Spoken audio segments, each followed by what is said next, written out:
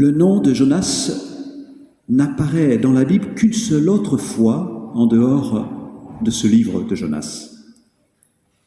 On trouve effectivement un certain Jonas, prophète du 8e siècle, dans le 2e livre des Rois, au chapitre 14, verset 25. Et ce prophète-là prophétise au roi d'Israël le rétablissement du royaume d'Israël dans ses frontières. Oui, c'est ce qu'il prophétise, le rétablissement du royaume d'Israël dans ses frontières. Et qui dit frontière, dit barrage aux étrangers, méfiance à l'égard des immigrés. Donc l'auteur de ce livre choisit un prophète nationaliste du nom de Jonas pour bâtir son récit. Oui, je le rappelle, ce récit n'est pas un reportage journalistique, mais un conte théologique qui est là pour nous donner à penser. Et bien évidemment, le choix d'un prophète nationaliste n'est pas un hasard, puisque dans son récit, l'auteur s'emploie à dépeindre un Jonas très tourmenté dans son rapport aux étrangers. Pourquoi nous dépeint-il ainsi Jonas ? Parce que c'est la question qu'il veut traiter, la question des relations avec les étrangers, parce que cela fait problème, parce que c'est d'actualité au moment où il écrit ce conte. En effet, il faut préciser que l'auteur écrit au moment de l'édit de Cyrus. Qui est Cyrus ? C'est un roi perse qui, avec son armée, va renverser le pouvoir babylonien pour prendre sa place. Certes, c'est un roi qui cherche à étendre son empire, mais il est bien plus tolérant et bienveillant que ne l'était le pouvoir babylonien.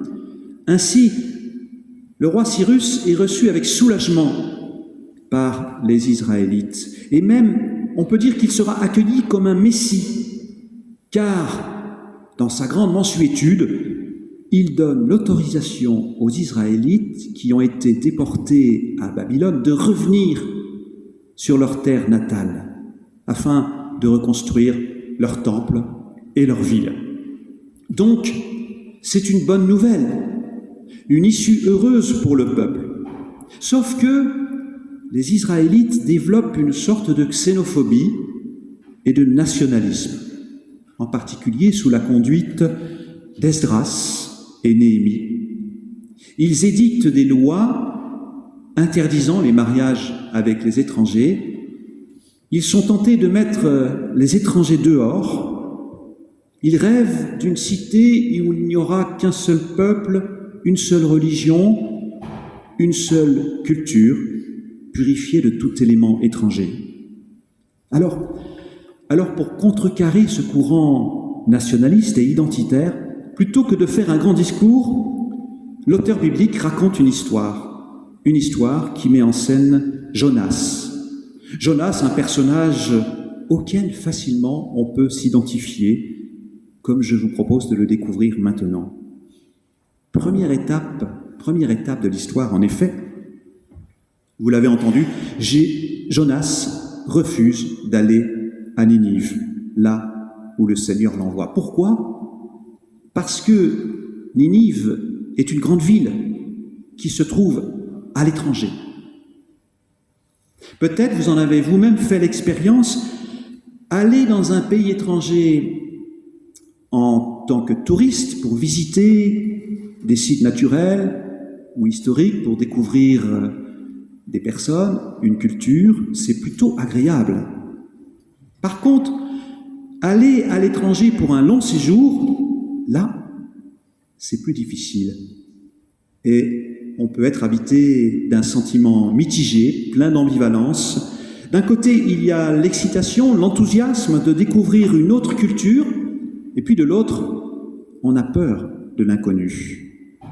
On redoute de ne pas pouvoir se faire comprendre parce qu'on ne parle pas la même langue, parce qu'on n'a pas la même culture, les mêmes références religieuses. Ainsi, on peut comprendre Jonas, sa réaction. Aller séjourner à l'étranger, non.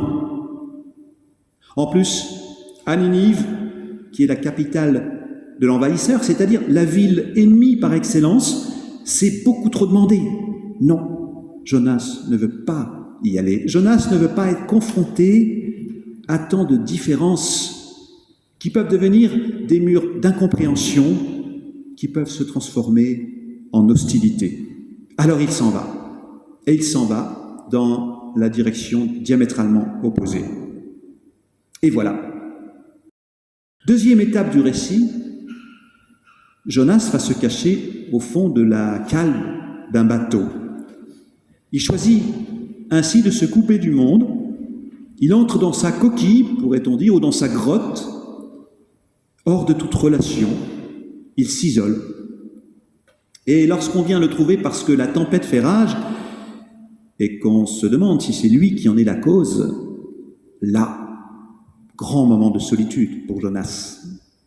Là, il fait l'expérience d'être un étranger aux yeux des autres, un étranger dont on se méfie, et d'ailleurs, on lui demande ses papiers, on lui demande de décliner son identité, son pays d'origine. Bref, il vit ce que beaucoup d'immigrés vivent, la peur d'être rejeté, la crainte aussi de ne pas faire ce qu'il faut. Et chez Jonas, cela s'accompagne d'un sentiment de culpabilité. Cela se traduit par une attitude d'auto-exclusion, puisqu'il en vient à dire aux marins « Jetez-moi à la mer ». Troisième étape dans le rapport de Jonas à l'étranger. Finalement, Jonas accepte de dire oui, après bien des péripéties. Il dit oui à l'appel de Dieu. Il se rend à Ninive et il proclame « Encore 40 jours et Ninive sera retournée ». Certaines traductions disent « Et Ninive sera détruite ». En fait, les deux traductions sont possibles. Dans le texte, rien ne dit explicitement que Jonas proclame exactement ce que Dieu lui a dit, mais même si c'est le cas, il y a une ambivalence qui tient aux deux traductions que l'on peut donner au même mot.